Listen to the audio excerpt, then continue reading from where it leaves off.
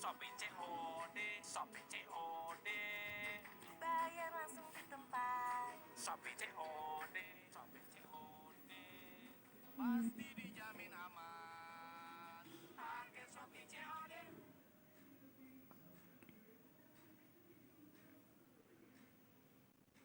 Percuma revolusi ini dari Fitri, saya akan menganalisis suatu chapter baru, yaitu di chapter 1029. Nah, mari kita tanpa basa-basi lagi, kita langsung saja wadaw.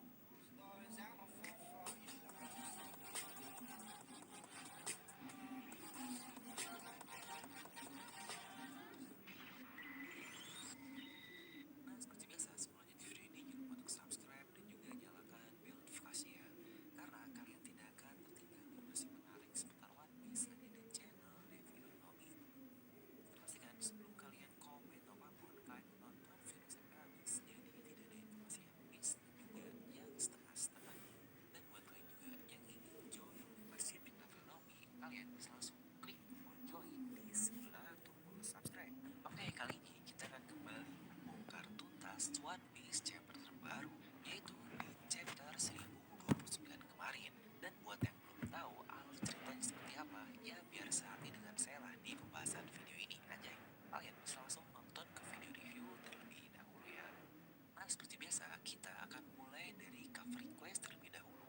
Yang di cover kali ini kita melihat supernova yang lain, yaitu Jewelry Bonney. Cocok lah ya, karena di chapter ini juga adalah pertarungan antara supernova. Tapi yang menarik dari Bonney di sini adalah topinya. Ya, walaupun dia menggunakan topi yang menyerupai lawan makan binatangnya itu, tapi bukankah topi itu malah lebih membuatnya terlihat seperti ia Bartholomew Kuma? Apa mungkin ada hubungan nih antara Bonney dengan Kuma ini? Ya, ini sebenarnya pernah saya bahas di satu video khusus, mungkin kalian bisa cek saja jika penasaran. Dan akhirnya terkonfirmasi juga di sini yang dibahas di chapter lalu. Kalau pedang dari Queen ini dan Sanji, keduanya tidak ada yang menggunakan haki. Itu pun untuk menyerang atau bertahan lah, alias murni keduanya brute force doang. Tapi yang gila adalah Sanji dari satu serangan seorang komandan Yonkou yang bahkan itu bisa membunuh nyawanya cuma tergores biasa saja. Ini kita lihat juga lah di halaman lain ketika dia ditembak oleh pistol-pistol ke kepalanya itu tidak berefek apa-apa, yang cuma bilang ouch sakit doang lah. Padahal di Whole Cake Island di arc tersebut dia juga tertembak di tangannya dan terlihat terluka. Jadi ini sebenarnya bukan masalah haki-hakian lah yang bisa nahan serangan pistol dari Keroco Kaido. Karena dulu dia juga tertembak oleh pistol biasa dan terluka sampai berdarah seperti itu. Yang berarti tubuh Sanji benar-benar berubah total. Ini benar-benar literally total banget. Mulai dari fisiknya yang jelas lah ya, dia semakin kuat. Bahkan diserang pedang malah pedangnya yang hancur. Lalu juga ditembak peluru malah gak ngefek apa-apa. Yang berasanya cuma di pipinya jadi bengkok doang. Dan cara untuk memperbaikinya juga cuma ditarik aja lah. Ini sama seperti chapter lalu ketika tulang-tulangnya patah cuma ditarik-tarik doang.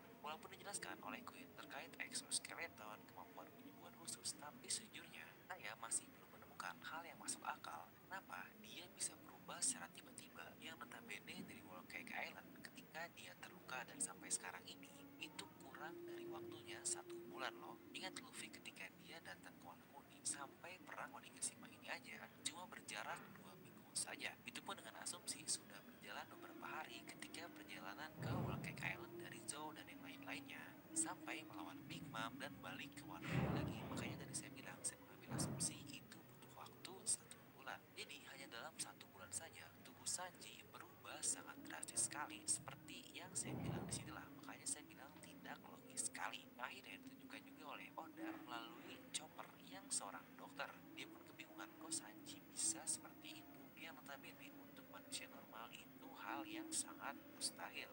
Nah, yang jadi pertanyaan sekarang adalah apakah Sanji akan kehilangan emosinya? Oke, sejujurnya jika mengenai jawaban ini, jika kita lihat dari perspektif pembaca biasa, itu hal yang gak mungkin lah ya. Dia ini termasuk karakter utama serial One Piece. Masa Oda membuat dia menjadi robot yang tidak berperasaan? Itu kayak kurang aja lah untuk karakter utama ini. Apalagi Sanji adalah orang yang notabene dengan jiwa penyayang yang sangat tinggi. Tapi ingat, kita tidak boleh melihat dari perspektif pembaca saja, karena semuanya akan sangat bias dan subjektif. Jadi jika kita lihat dari sisi karakter pun, Sanji ini adalah udah bentukannya yang berbeda dari saudara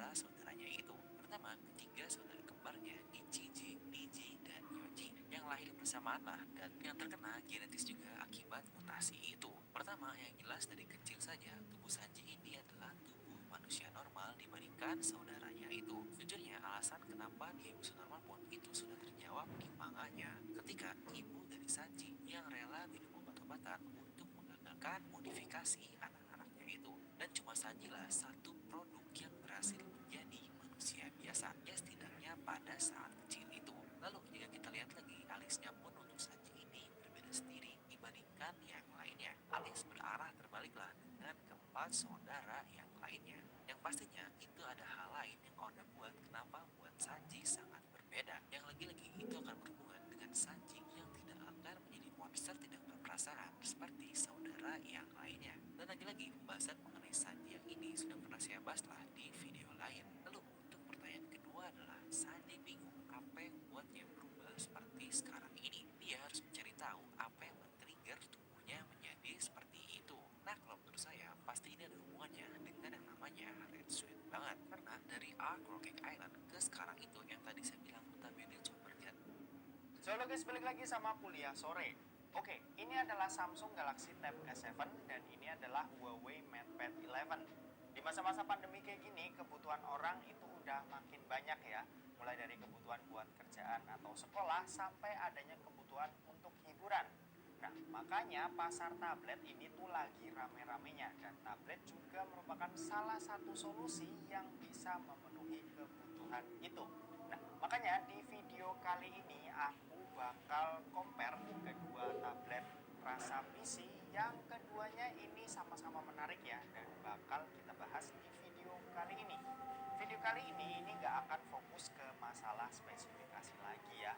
Dan ini lebih ke penggunaan sebagai tablet PC dan ya mungkin pembahasan tentang spesifikasi bakal dijelasin tapi cuma sedikit aja ya. Kalau secara harga emang keduanya punya harga yang berbeda jauh ya.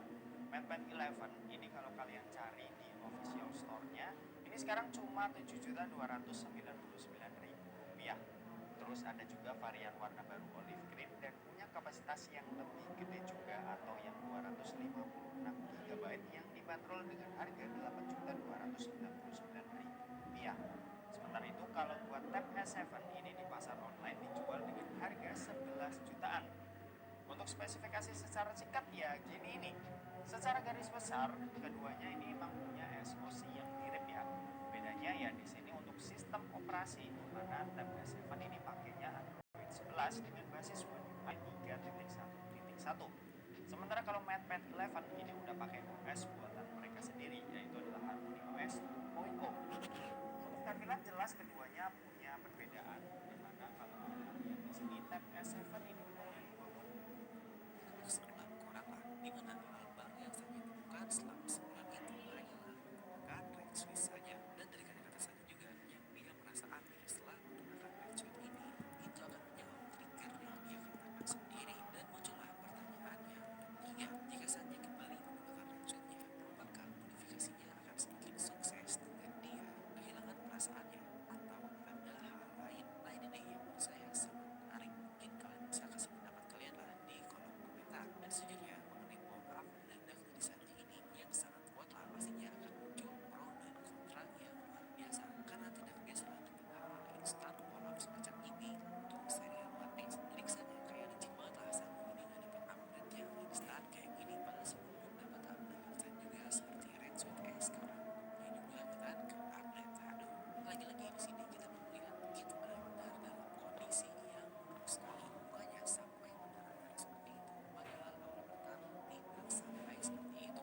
Yang mana berarti dari sini efek transfer melalui kang santet itu benar-benar tertransfer 100% tanpa adanya resistensi pun. Ini kan menyakitkan lah dan terkena secara langsung. Ya mungkin analoginya seperti ini. Jika Kid ditabung kepalanya oleh musuh dengan damage 100, dia pasti bisa menahan efeknya menggunakan haki di kepalanya dan akhirnya mengurangi damage tersebut menjadi ya setengah atau kurang lah tergantung kemampuan dari haki milik Kid ini. Anggap dia menerima serangannya cuma 50 doang, tapi jika melalui santet ini damage yang Hawkeye terima di kepalanya akan tertransfer ke usernya itu sebanyak 100%. Jadi jika tadi damage 100 yang tertransfer ke Kid ini ya 100 lah tanpa ada resisten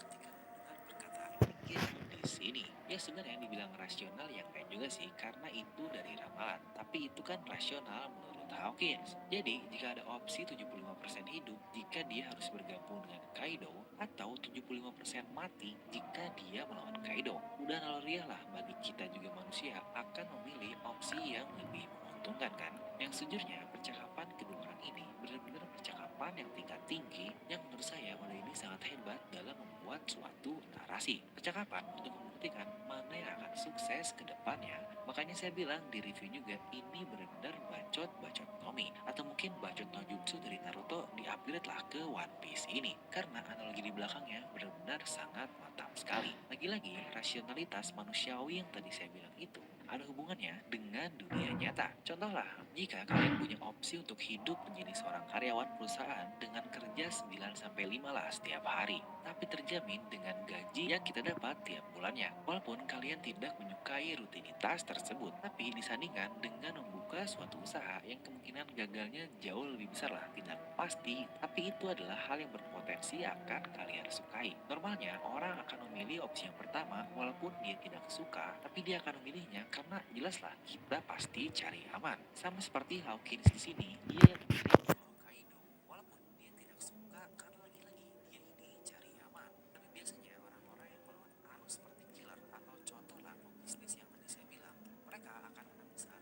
ketika berhasil mengoverpass kemungkinan kecil yang tadi orang-orang lihat. Berarti kemungkinan 25% lah jika Hawkins ini akan hidup melawan Kaido. Inilah yang kayaknya tiap video saya selalu ada motivasinya kayak gini ya. Wah lama-lama malah bikin akun khusus motivasi doang nih. Yo. Nah hal hebat lain juga yang terjadi di chapter ini adalah jika kita posisi yang kedua seperti killer ini, kita dipaksa akan berpikir cepat untuk menyelesaikan masalah. Dan disinilah dia nekat spekulasi menguntungkan dari Hawkins seperti yang kita lihat juga ketika dia berkata it's all or nothing now, gagal atau kita akan coba spekulasi hal ini yang ternyata Bam berhasil tangan Hawkins potong dan bahkan juga dia berhasil mengambil boneka sampah dari Kit ini yang dari film ini kita dapat bilang killer sukses. Dia berhasil against all odds melawan semua keganjilan yang ada ketika melawan Hawkins ini. Tapi yang menarik adalah Hawkins juga kok kesakitan ya ketika dipotong tangannya seperti itu. Harusnya bukan karena Kit tidak punya tangan, makanya dia kesakitan kayak gitu. Soalnya di situ dia masih sempat ngomong bahwa damage-nya tercover ke Kit ini.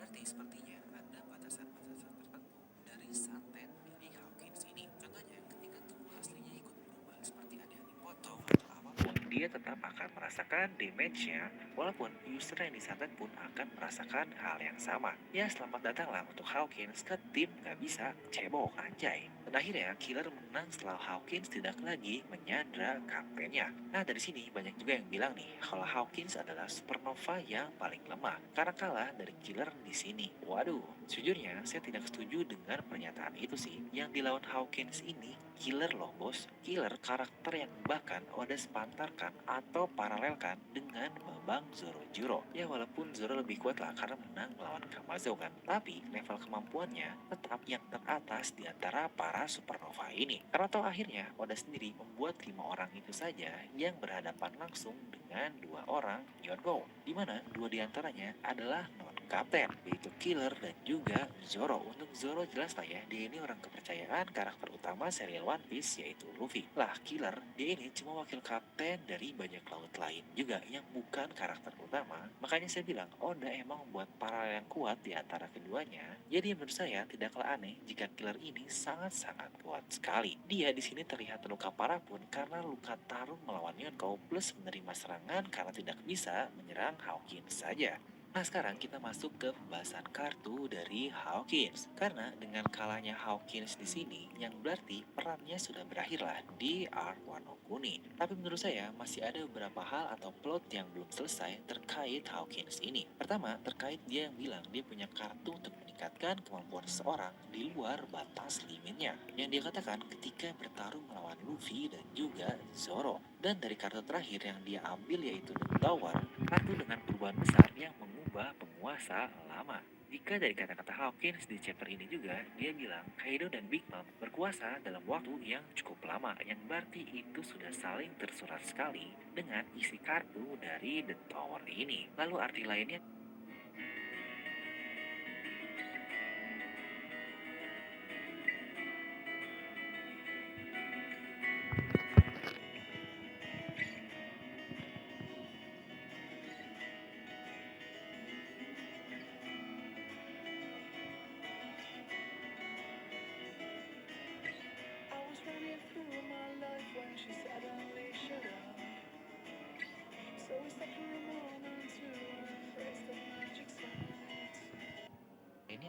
opening of a new path. Itu tentu saja anak-anak muda yang akan membuka batasan negeri Wano seperti ramalan Oden 20 tahun yang lalu. Akan ada banyak laut muda yang akan mengalahkan Kaido dalam waktu 20 tahun lagi. Semua hal yang Oda plotkan dari dulu terus bersinergi satu sama lain. Sampai dengan ke kartu-kartu tarot dari Hawkins ini. Nah, kita kembali ke awal mengenai kartu yang meningkatkan batasan kemampuan orang. Menurut saya itu ada hubungannya dengan kartu The Tower ini, mengingat perannya dari Hawkins juga yang sudah habis. Contoh, Kit yang berkata dia tidak pernah merasa lebih baik, yang berarti dia mendapatkan semacam power up dalam tanda kutip lah di sana. Dan kata-kata itu juga dulu awalnya dia katakan ketika melawan Luffy dan juga Zoro. Pasti itu akan ada hubungannya dengan Luffy dan Zoro juga nih, yang menurut saya akan mendapatkan power up untuk mengalahkan Kaido dan juga King. Sejujurnya saya masih bingung sih gimana cara Luffy atau Zoro menang melawan musuhnya ini. Dan sebenarnya kalau ngomong Gear 5 banyak banget sih yang masih kontra dan gak suka dengan adanya hal semacam itu. Karena gak logis lah atau yang lain-lain. Tapi misal nih, dengan adanya kartu dari Hawkins yang dikatain kemampuan melewati batasannya seperti itu, kira-kira